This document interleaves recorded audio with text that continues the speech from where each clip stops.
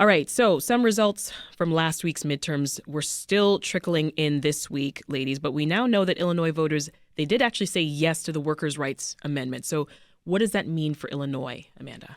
I'm not sure that we know yet what it means for Illinois. We know that it means that a new amendment will be added to the Constitution and, in fact, in the Bill of Rights. And this gives protections to labor unions and their members to collectively organize. And it means that Illinois, not that there had been really any danger of this, even during the Rauner years, try as he might have to move and become a right-to-work state. I think we don't quite know how all that is going to bear out in terms of the power that it will give to unions, what it will mean for private sector unions, if anything, what that might mean for property tax bills, something that those who advocate for the constitutional amendment say, hey, that's bumble to say that this is going to lead to a further increase. I just think we don't know yet, however, any of these answers because it hasn't come under contract negotiations. Yeah. You sure as heck believe that it will be something that I could come front and center over everything from COVID protections and safety protocols, as well as when you look at something Chicago has seen very public and front and center, negotiations between the Chicago Teachers Union and CPS. Mm-hmm. This could it come into a play, and how much? We just don't know. This is a first in the nation constitutional amendment and could be a platform that is put on the menu of other Democratic states. Illinois was really the test case and will continue to be. We might see legal action, I think, as well as this gets fought out.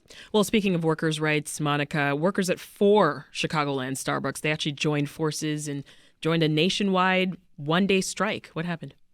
Well, they instead of working, they handed on Red Cup Day, and everyone knows on like the biggest sale day of the year. I know when for you Starbucks. get that holiday Red Cup that you can Yes. refill later.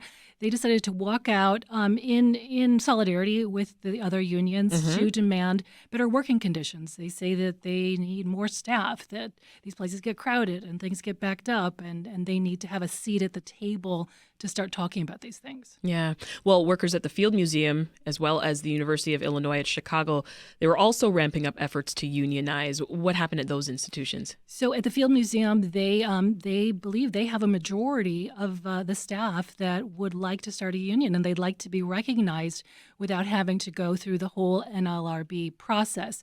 So they're asking the leadership at the Field Museum to just recognize them, say, we've taken a vote. We'd like to organize. We hope, and they say that they were told that they would be recognized if they took a vote, and that they wouldn't have to go through the federal process. So they're waiting to hear if management will keep that promise. Yeah, Angela from YouTube says Starbucks is the closest coffee shop to my apartment, but it feels icky to go there since they started union busting. They claim they're not union busting, but that is a interesting thought. point of view. Yeah. Yes.